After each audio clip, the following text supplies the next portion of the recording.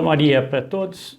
Vamos continuar a gravação das memórias do Dr. Plínio e hoje vamos tratar propriamente de memórias, porque é uma reunião que o professor Plínio Corrêa de Oliveira fez em 1972, quando faleceu Frei Jerônimo van Ginten, um carmelita holandês que deu um grande apoio espiritual, moral, para o grupo inicial em São Paulo. Então, Memórias do Dr. Plínio 15, papel de Frei Jerônimo no grupo inicial, 1945 a 1972, data do falecimento dele. A metáfora do jarro de leite. Bem, aqui nós temos a foto então de Frei Jerônimo com a flâmula da TFP, tá vendo? Isso aqui provavelmente é Amparo. E esses rapazes que estão atrás, vamos chamar assim, né, esses jovens aí de 35 anos,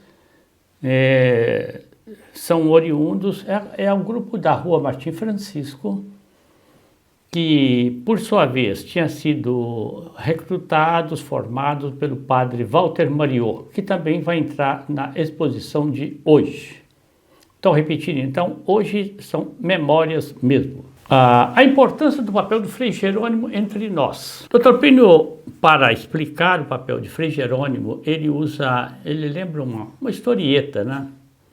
Da moça que estava transportando um jarro com leite para a casa dela e começou a fazer planos. Eu vou pegar esse leite, vender, comprar uma galinha e um galo. Eles vão produzir muitos ovos. Desses ovos eu vou comprar animais e por fim vou ter uma fazenda.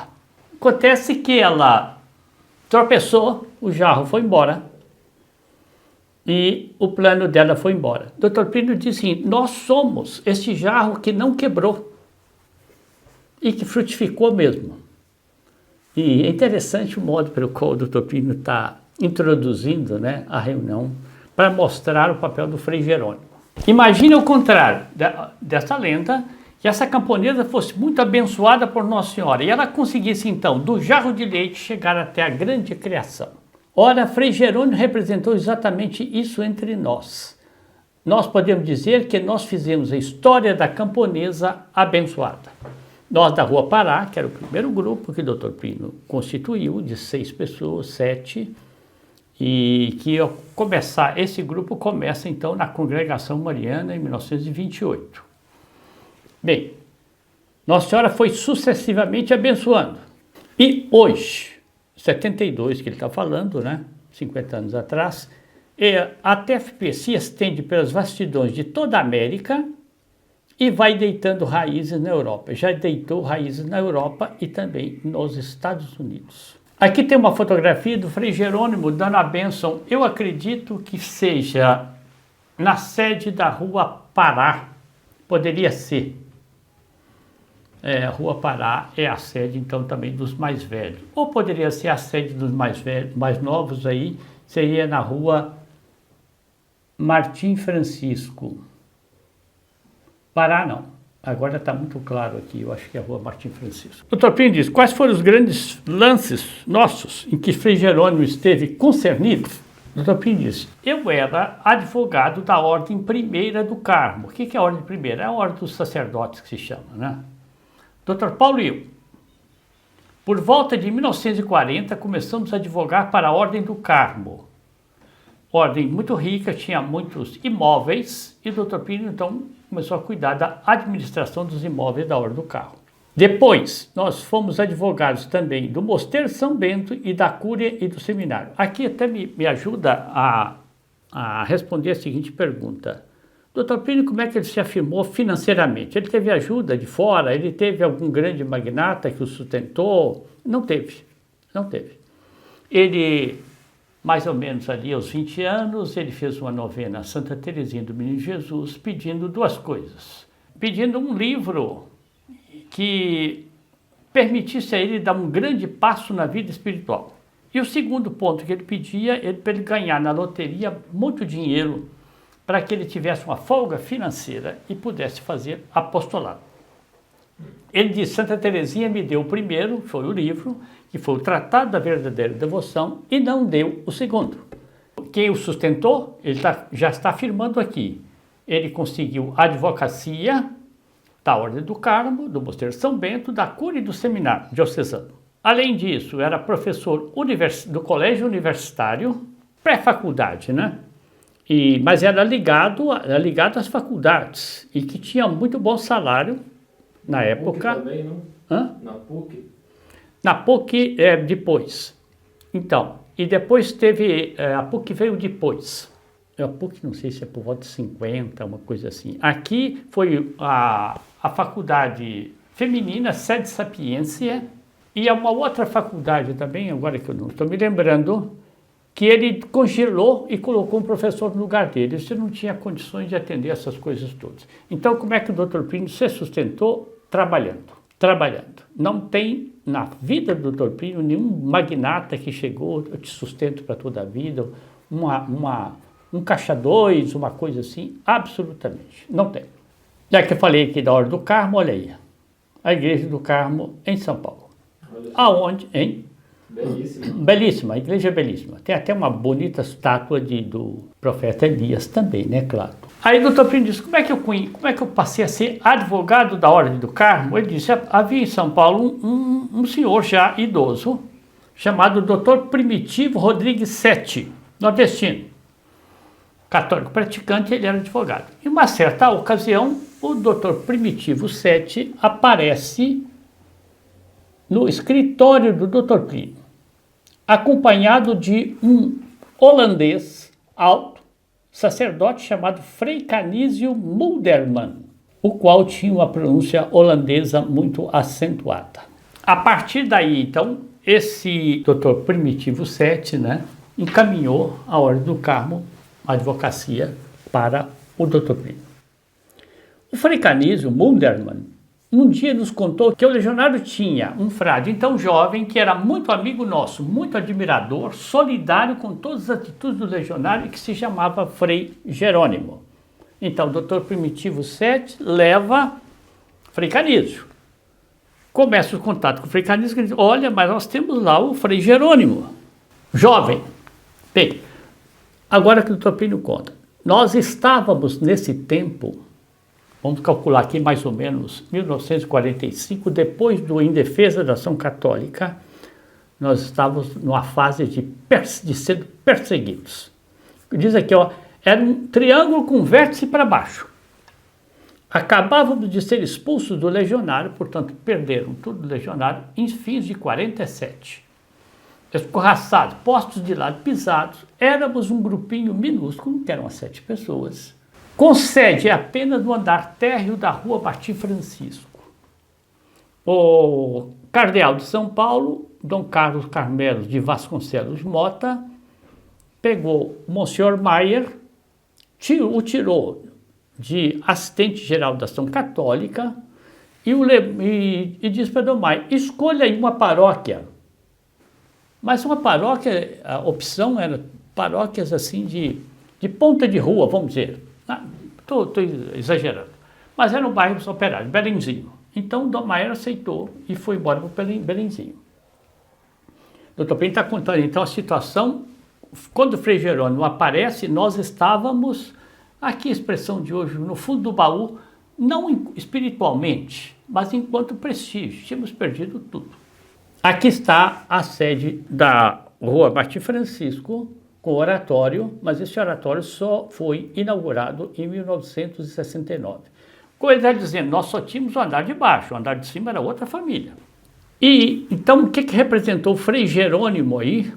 O Dr. Plínio está contando.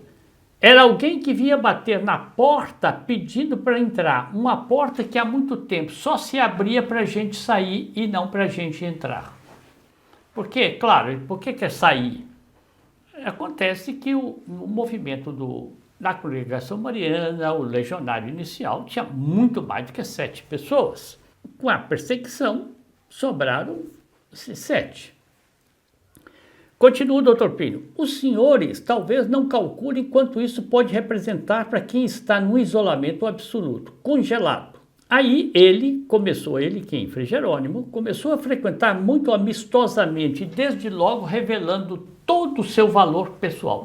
O Frei Jerônimo era um grande moralista, conhecedor das escrituras e um sacerdote de muito boa formação. Continua o Dr. Plínio escrevendo. Conversas muito interessantes, homem muito inteligente, contando coisas muito curiosas, culto, exegeta da Sagrada Escritura, quer dizer, interpretava a Sagrada Escritura, resolvendo muito bem casos morais. Ele vai explicar o que são esses casos morais aqui, hein? Dom Maier tendo ido para Campos, escolhido bispo de Campos, foi 48, parece. Frei Jerônimo automaticamente passou a ser o confessor, o diretor espiritual que resolvia casos de consciência incontáveis que tínhamos na advocacia, onde 3 por 2 aparecia um caso de consciência, e resolvendo com inteligência, segurança e sagacidade. Olha, é claro, consultório de advocacia, para um advogado católico consciencioso, surgem muitos problemas para resolver. Um moralista de mão cheia, sobre cujos ombros nós podíamos repousar francamente, e dando então apoio à nossa pequena família de almas, que era naquele tempo apenas o pessoal que constitui o chamado grupo da Rua Pará, que eu falei, uns 6 ou 7 pessoas. Bem, e mais umas senhoras que davam um grande apoio através do cônego Maier, eram senhoras de muito boa orientação, que tinham sido perseguidas também pelo Dom José e também pelo sucessor de Dom José, que era Dom Carlos Carmelo de Vasconcelos Bota. Elas tinham direção, nação católica, entendeu?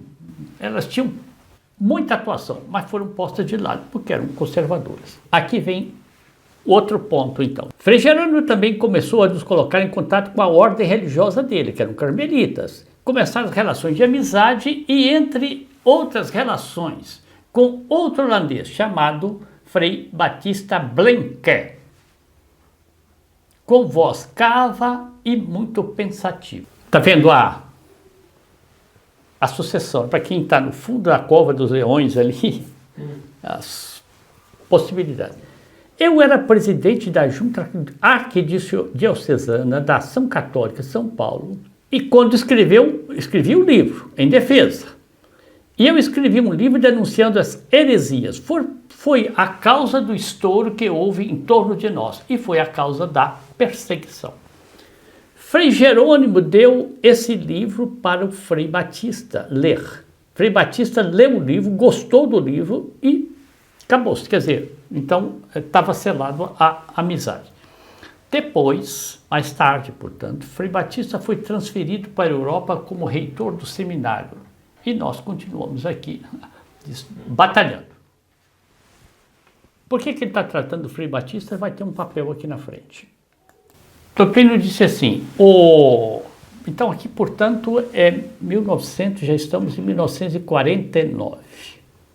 Frei Jerônimo me chamou pelo telefone e me disse o seguinte, eu recebi uma carta vinda de Roma, dirigida ao senhor.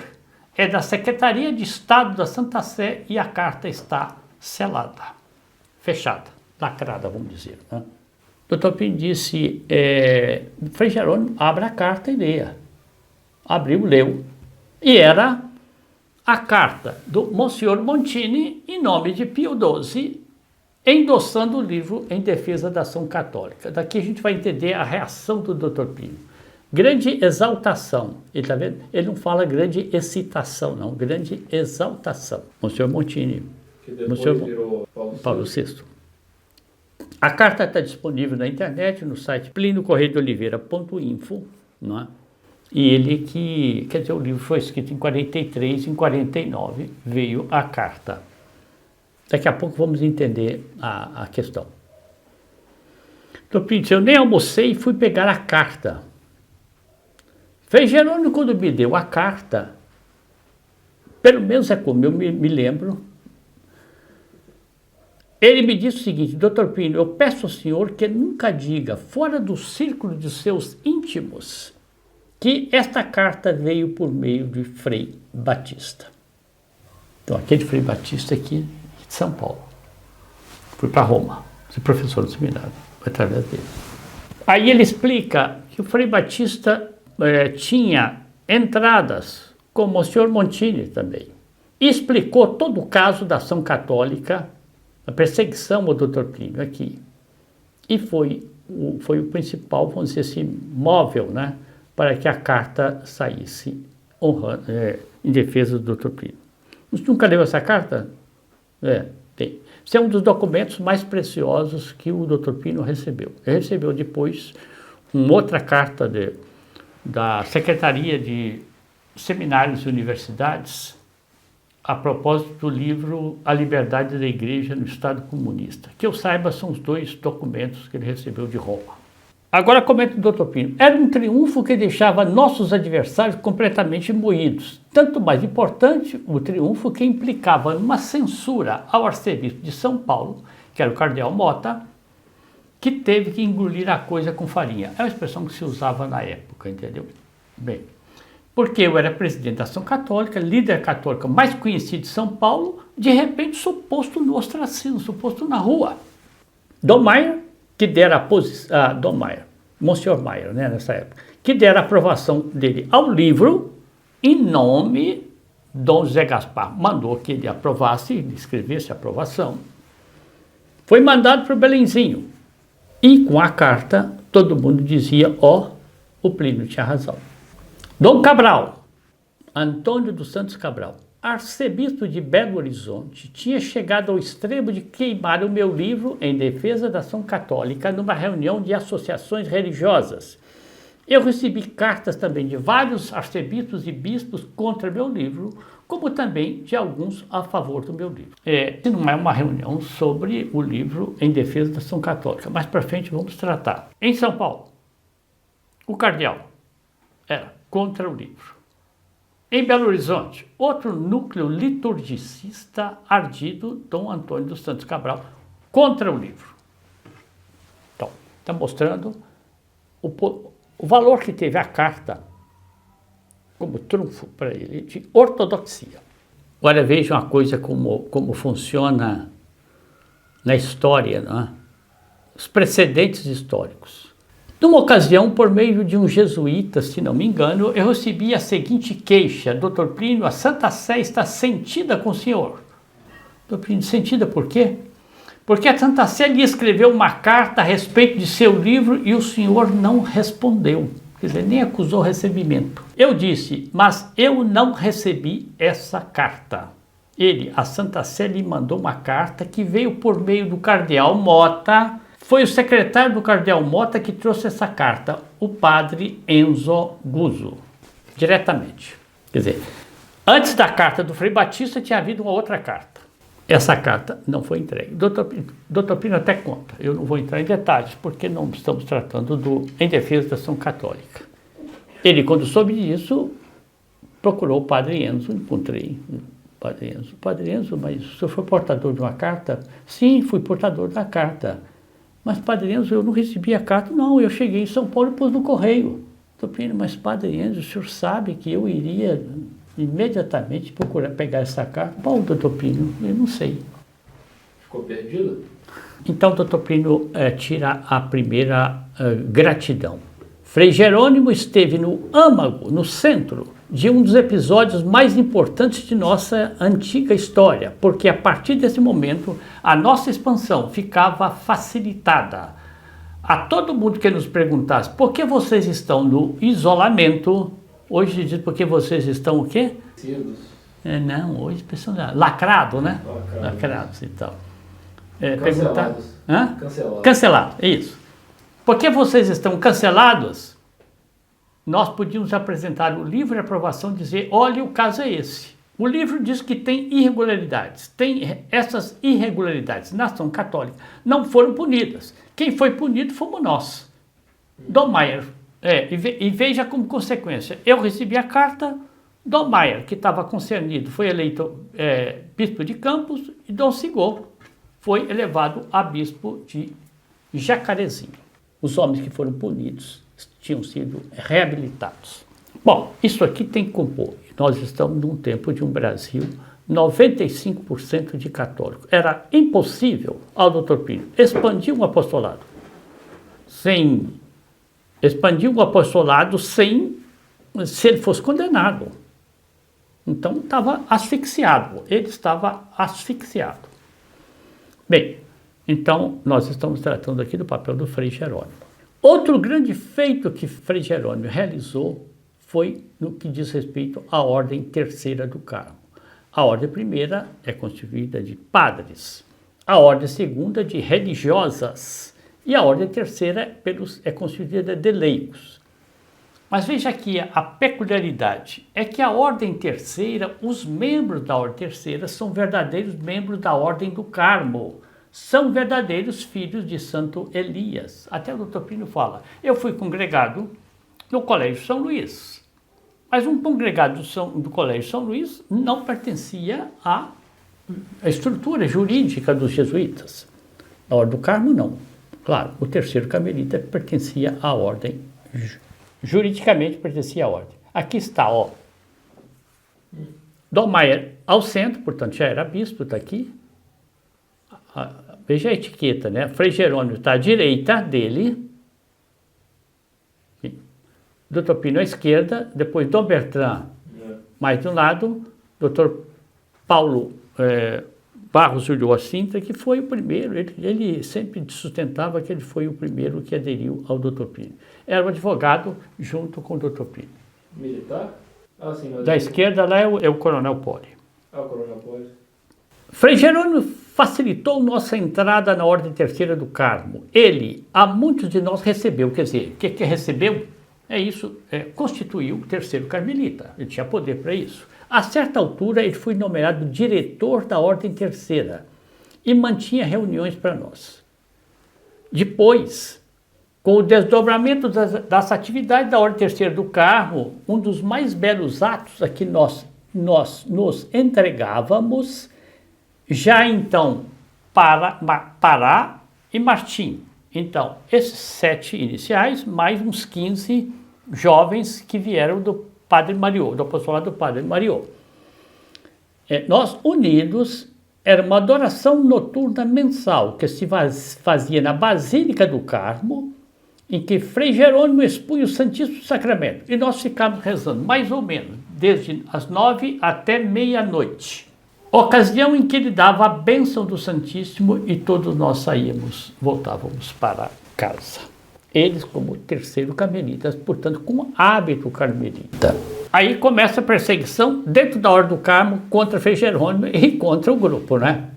Frei Jerônimo começou a nos defender contra essa perseguição. Essa perseguição chegou até o auge de eles determinarem nossa exclusão da Ordem Terceira do Carmo. Expulsão, exclusão, estão excluídos. O Dr. Plínio comenta, isto foi uma das injustiças mais flagrantes que contra nós se cometeu. Quando a Ordem do Carmo se fundou, eu fui logo eleito prior. Quer dizer, a Ordem Terceira que ele está dizendo. Eu fui logo eleito prior da Ordem Terceira. A atmosfera ainda era de simpatia para conosco. Algum tempo depois, a Ordem Terceira não crescia.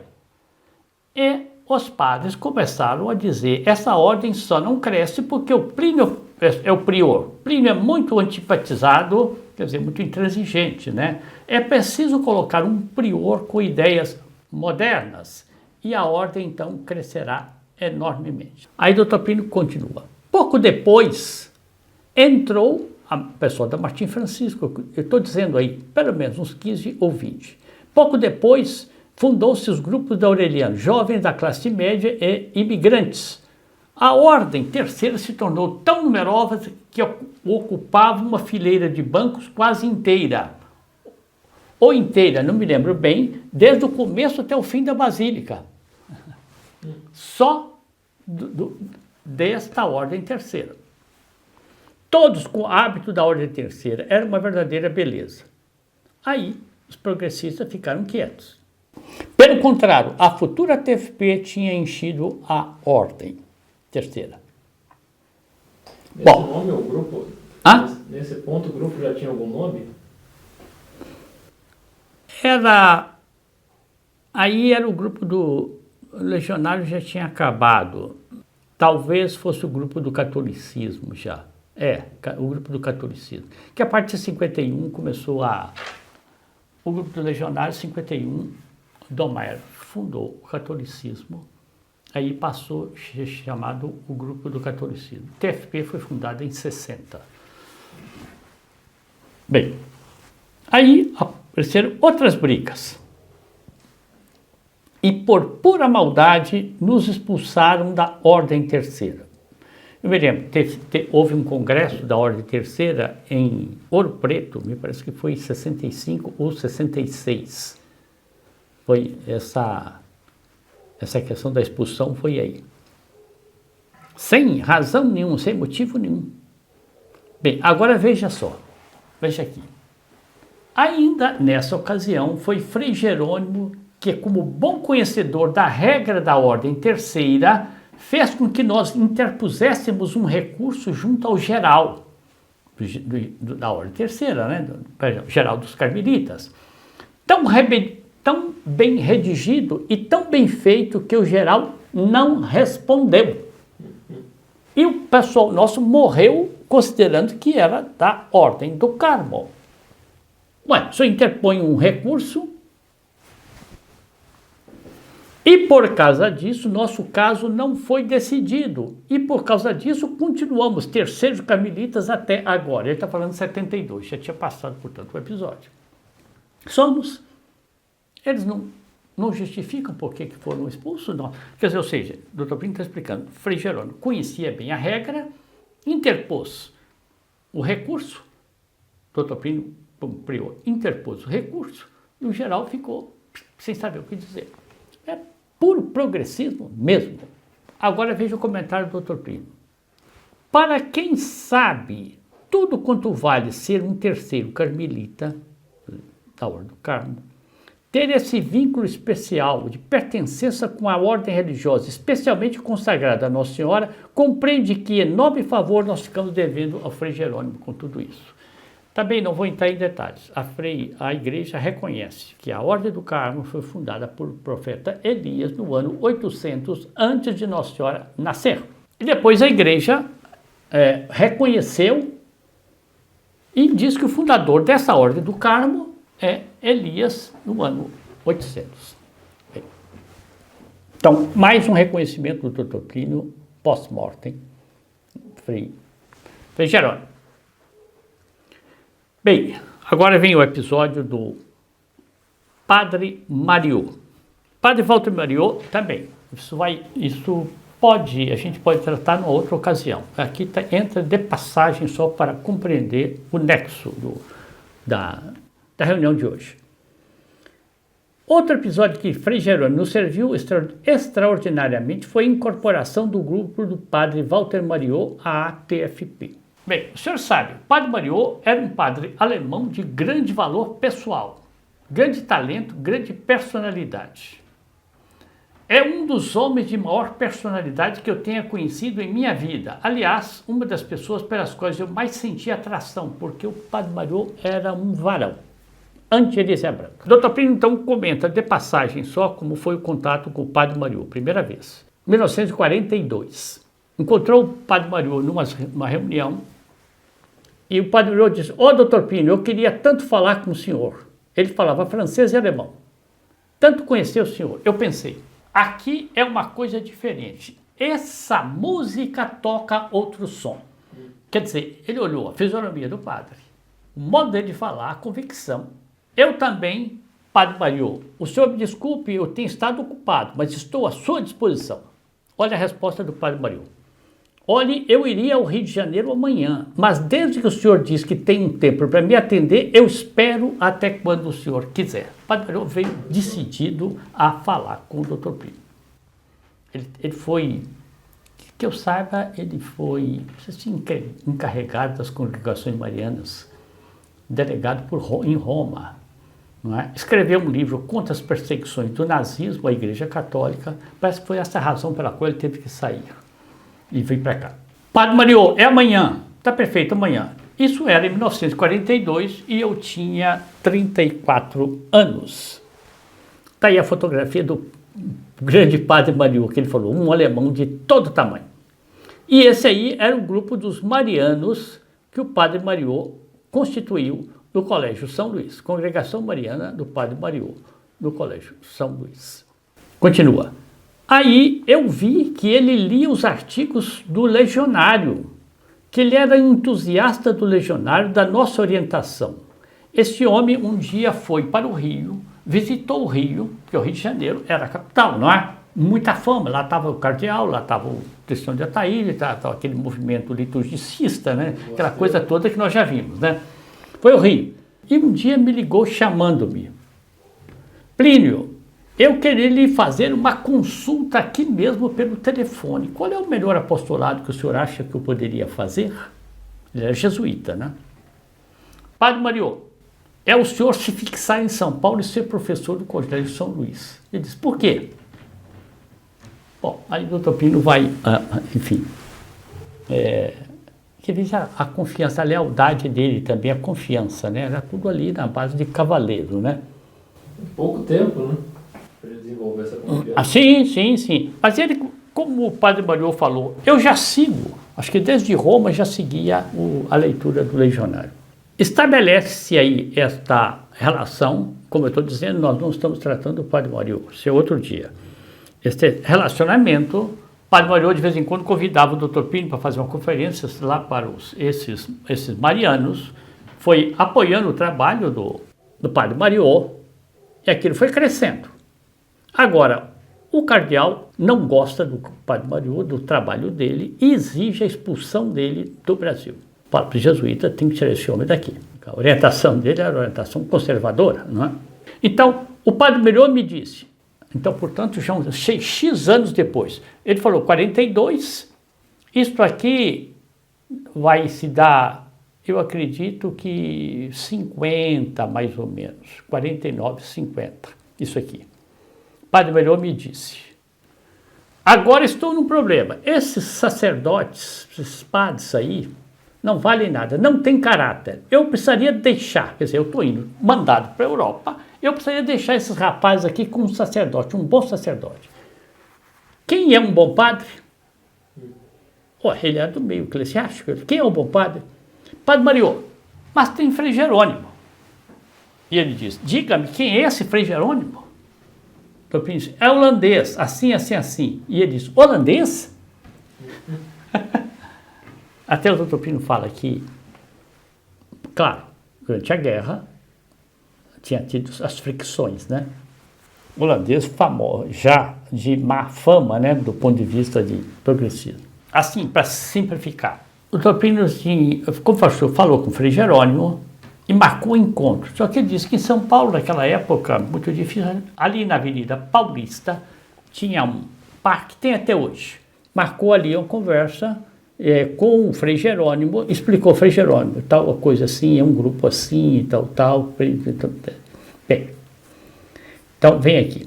O papel de Frei Jerônimo na nossa história não se cifrou isso. O estado de saúde dele foi piorando progressivamente. O estado de emotividade também foi piorando muito. Frei Jerônimo foi se tornando menos apto para esses tipos de ação. Bem, então foi feita a apresentação de parte a parte, conversaram, topou a parada e entregou os rapazes para a direção do Frei Jerônimo.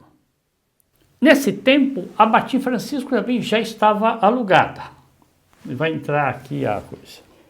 Então, o doutor Plínio explica que, no fim da vida, o Frei Jerônimo foi muito... Olha a situação dele. Perseguição interna, vamos ver aqui, no convento. Absolutamente, foi perseguição mesmo. As causas desse enervamento dele. Eu conheço padres que vão fazer tratamento psiquiátrico por causa de perseguição de bispo, ou de perseguição dentro de ordem religiosa. Olha, não é um caso não, tem vários. Então aqui diz assim, sempre muito inteligente, ele serviu muito para conferirmos com ele uma série de doutrinas, de problemas doutrinários que naquele tempo não eram tão claros para nós, como se tornaram depois, e que ele frequentemente deu opinião de valor. Nos nossos livros todos que foram publicados, Frei Jerônimo serviu de censor eclesiástico ao lado de Dom Sigüenza Mayer. E mais de uma vez, ele deu opiniões importantes que tiveram certo efeito na formulação desta ou daquela passagem. Aí, Frei Jerônimo assistia a reuniões internas da TFP. Tem reuniões em que ele, até hoje, você olha pelo script, está lá, a intervenção de Frei Jerônimo e tudo mais. Como nós vimos aí, a reunião lá em Amparo, ele estava lá. Continua o doutor Pino. Ainda recentemente, portanto, 72, está falando, recentemente, isso deve ter sido 70, 71, 70. Ainda recentemente, ele deu adesão ao livro do Dr. Arnaldo sobre a missa. E na questão da missa, os senhores viram que ele tomou uma atitude intransigente e meritória, que valeu a ele o último dos congratulamentos dentro do convento, as últimas lacrações, punições. Quer dizer, disseram a ele que ele não podia mais celebrar a missa em público, na basílica. Só podia celebrar sozinho no quarto, onde um número pequeno de pessoas ou das periferias do grupo assistiam. Sim. Esse livro foi sobre o concílio? Não, é o livro sobre o texto do Novo Ordo, da nova missa, da missa nova. Assim, eu digo a missa do Concílio Vaticano II. É, o livro do Dr. Arnaldo. Além disso, Frei Jerônimo vinha aqui onde? Na sede, né? Como os senhores todos viram, celebrar a missa trouxe, portanto, a vantagem inestimável de podermos assistir um número incontável de vezes o santo sacrifício da missa e de recebermos a comunhão das mãos dele. É aquele período muito difícil, logo depois da implementação do ordo, né, do Novus Ordo, né, da missa de Paulo VI, começaram a fechar absolutamente todas as portas. E Frei Jerônimo está dizendo que vinha celebrar a sede. Sem falar que um ou outro de nós que estava doente, ele por vezes levava também a Eucaristia. Não se pode levar algo de melhor a alguém do que levar o corpo e o sangue de nosso Senhor Jesus Cristo. Esta foi a ação de Frei Jerônimo entre nós. Tem mais uma foto aqui. Então, isso aqui é efetivamente lá a ex-fazenda Morro Alto. Então aí, esses aí são os do chamado Grupo da Pará. Dr. Pino, Dr. Azeredo, Dr. Fernando Furquim de Almeida, lado direito lá, Paulo de Barros de Ulloa Sintra, em cima, Dr. Zé Fernando de Camargo, Dr. Carlos Castilho de Andrade, que foi o diretor do catolicismo por muitos anos, durante a vida dele toda, e por fim, Adolfo Lindenberg. Você está vendo todos eles aí de Flâmula, inclusive o Frei Jerônimo de Flâmula. Outra manifestação aqui, você está vendo? Com a presença de Frei Jerônimo, ao lado do Dr. Plínio, no Ipiranga. Isso aqui, eu calculo que seja a comemoração da campanha contra o divórcio, nossa vitória contra o divórcio. Houve uma manifestação lá, acho que teve também uma consagração à Nossa Senhora Aparecida e tal. Isso para mostrar, Frei Jerônimo estava, assim, ostensivamente aparecendo em nossas atividades públicas, não é? Mas isso foi 1966. Então, fica aí recordando, então. A propósito de Frei Jerônimo, eu mostrei como é que o Dr. Plínio se manteve financeiramente, através do escritório de advocacia, da Ordem do Carmo, do Mosteiro São Bento, da Cúria e do Seminário. Além disso, ele era professor no Colégio Universitário e professor no Sede Sapiência e mais uma outra faculdade. A PUC veio depois, e a homenagem dele ao Frei Jerônimo. Bom, outra ocasião voltaremos à parte doutrinária. Eu acho que, não sei se ficou claro, esse aqui é propriamente uma reunião de memórias do Dr. Plínio. Tudo que foi dito aqui foram relatos que ele fez no nosso auditório e eu procurei fotos para ilustrar. As fotos estão aí.